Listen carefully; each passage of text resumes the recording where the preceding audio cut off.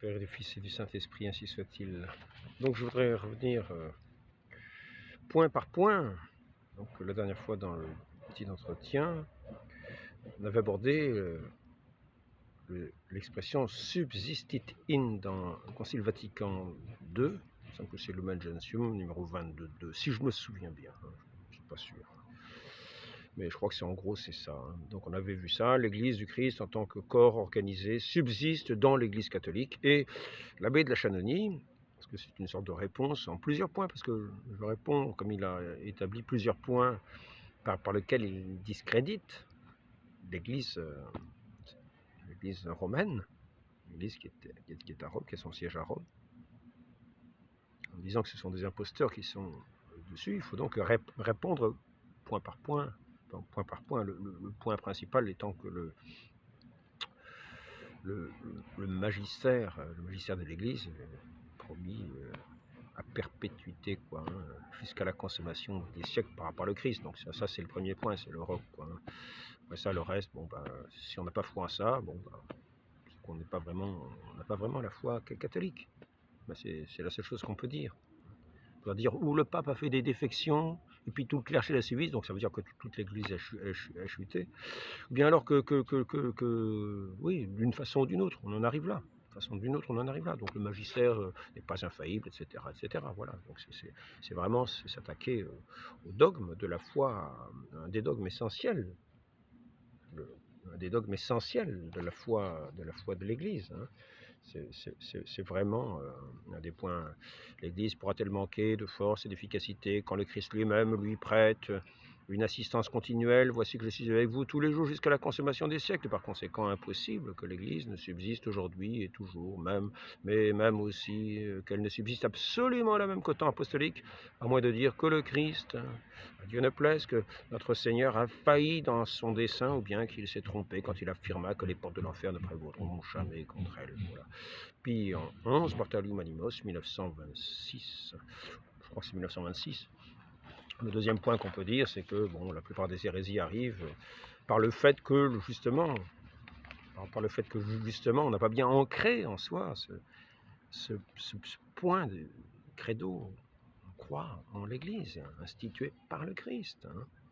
La seconde considération, c'est que celui qui aura gravé profondément dans son cœur la foi à la vérité de l'Église n'aura pas de peine à éviter le terrible danger de l'hérésie et du schisme.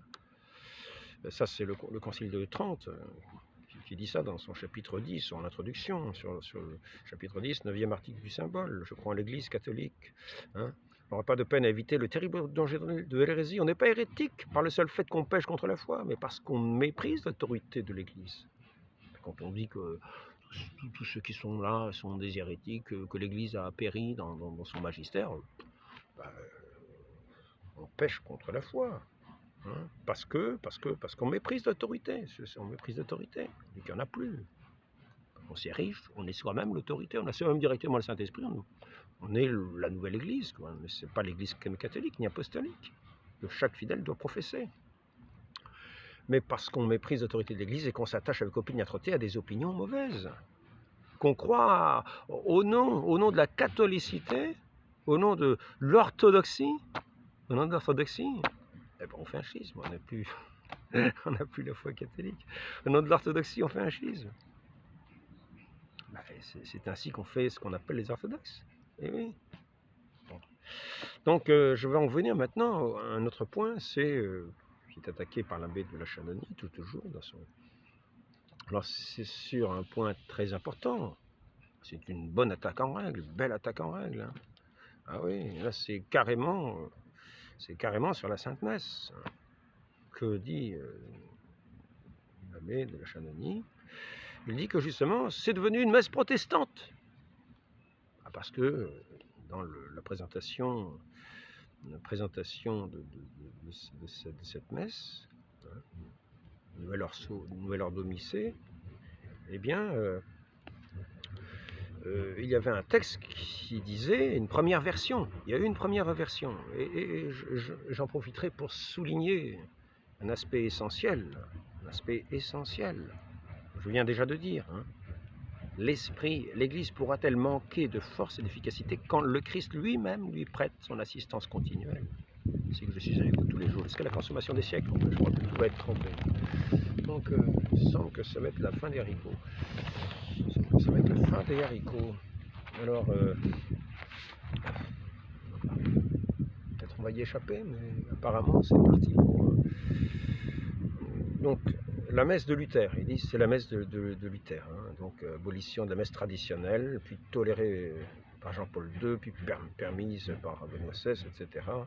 Donc un changement substantiel, c'est-à-dire qu'en fait ce changement substantiel, ça consiste à dire que la messe n'est plus qu'une mémoire, fait mémoire du sacrifice du Christ. Voilà, puis c'est tout ce que ça fait. Souvenez-vous, mes amis, souvenez-vous. Donc dans cet article 7 de présentation de ce que c'était que la messe, dans une première version, il y avait ça. Et ça fait un scandale. Et c'est justement là que nous pouvons voir l'action de Dieu, parce qu'il ne pouvait pas permettre, le Saint-Esprit qui assiste son Église, ne pouvait pas permettre qu'un texte comme ça reste. Et donc il a été enlevé.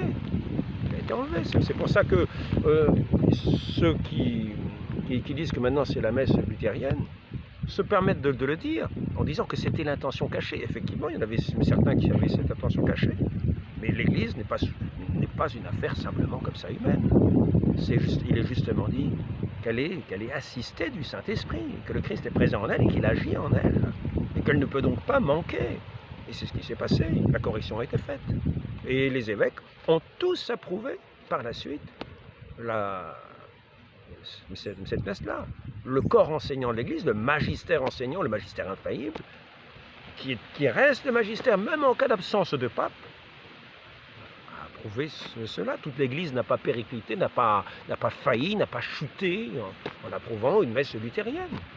Parce que ce n'était pas une messe luthérienne. Ici, je ferai simplement un distinguo. Bon, si vous voulez voir l'entretien plus long que j'ai fait, j'en parlerai davantage, parce que là, je ne vais pas rester longtemps, ça commence à la tempête. Je dirais simplement la chose suivante. Le sacerdoce anglican n'est pas valide parce que le sacrifice eucharistique qu'il opère n'est pas de même nature que la consécration catholique. L'intention n'est pas celle du rite catholique. Effectivement, si ça avait été finalement celle du vertu de mémoire, ça n'aurait pas été l'intention catholique. Effectivement. Mais je tiens à ce moment-là à souligner que ce n'est pas l'intention qui est restée. L'intention est restée catholique. Et maintenant, voici ce qui est dit dans ce catéchisme de l'Église. Tous les évêques l'ont approuvé. Donc ils savent bien, tout le corps enseignant sait bien ce que c'était que cette messe, que la Sainte Messe. Le corps enseignant de tous les évêques du monde entier qui se sont réunis au Concile Vatican II et qui l'ont accepté ensuite la nouvelle messe, en 69, savait bien ce qu'était la messe, puisque c'était le cœur de leur enseignement, le sommet de la vie chrétienne, la source et le sommet de la vie chrétienne, le saint sacrifice de notre Seigneur Jésus-Christ. Alors ici, voici ce que dit le catéchisme. Parce qu'il actualise le saint sacrifice, parce qu'il actualise l'unique sacrifice du Christ Sauveur, et qu'il inclut l'offrande de l'Église, ou encore le saint sacrifice de la messe, le sacrifice du Christ, et le sacrifice et l'Eucharistie sont un unique sacrifice. C'est une seule et même victime. C'est le même qui offre maintenant par le ministère des prêtres et qui est offert lui-même sur la croix. Seule la manière d'offrir diffère dans le divin sacrifice qui s'accomplit à la messe. Le même Jésus-Christ qui s'est offert lui-même une fois de manière sanglante sur l'autel de la croix est contenu et immolé de manière non sanglante dans l'Eucharistie de l'Église avec Marie, et comme au pied de la croix une offrande unie à l'offrande et à l'intention du Christ, 1370 dans le catéchisme, 1367. Donc vous trouvez ça. Bon, je ne sais pas si je vais arrêter ou pas. Je vais me mettre autrement, on va mettre ça autrement, je vais mettre plus à l'abri, puis je vais peut-être ranger mes papiers. Je ne sais pas si on va arriver au bout, parce que tout va être trompé après, il n'y aura plus qu'à réécrire tous les papiers qui ont été écrits à la main, patiemment, donc je range tout quand même. Donc il était une question de quart. Vous verrez ça, j'ai mis ça dans un entretien plus complet. Hein. Je vais quand même en finir de cet entretien. Je rajouterai peut-être ensuite, parce que c'est un entretien qui a quand même son importance. Ici, ils le reconnurent à la fraction du pain. Ça c'est reste avec nous Jésus, mane nominus, mane nobiscum domine, Jean-Paul II. Hein. On ne peut toutefois oublier que le repas eucharistique a aussi, et c'est primordial, un sens profondément et avant tout sacrificiel. Le Christ nous y présente à nouveau le sacrifice accompli une fois pour toutes au Golgotha. Tout en y étant présent comme ressuscité, il porte les signes de la passion dont chaque messe est le mémorial, ainsi que nous le rappelle la liturgie dans l'acclamation après la consécration. Nous proclamons ta mort, Seigneur Jésus, nous célébrons ta résurrection en même temps. Voilà. Donc nous voyons ce caractère qui est professé. Notre Seigneur nous dit d'ailleurs, faites ceci en mémoire de moi, c'est-à-dire que ce sacrifice est réactualisé. C'est l'unique sacrifice du Christ qui est réactualisé à chaque messe. Bon, je crois qu'on va pouvoir arrêter là. Donc il y avait tout un développement de l'abbé de la Chanonie, hein, qui nous disait, qui montrait le caractère intimatoire, enfin, la façon de parler comme cela. Donc ça, je l'ai développé dans l'entretien plus complet qui dure, je crois bien, 1h19. Hein, vous pourrez le voir si ça vous intéresse. Voilà. Donc là, c'était juste sur ce caractère-là, montrer que la Providence agit dans son Église et ne laisse pas ces mauvais textes-là régir l'Église. Hein. Donc voilà. Les évêques n'ont pas adhéré, le magistère vivant de l'Église, qui est infaillible, n'a pas adhéré à la destruction de la Sainte Eucharistie, de la Sainte Messe de notre Seigneur, de son Saint Sacrifice, qui est actualisé entre les mains des prêtres chaque jour sur tous les autels du monde.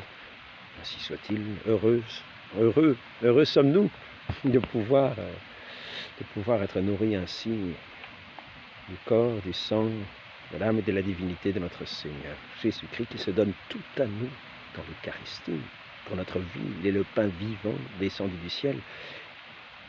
Par ce sacrifice, nous avons ce salut de Dieu, nous sommes réconciliés avec notre Dieu.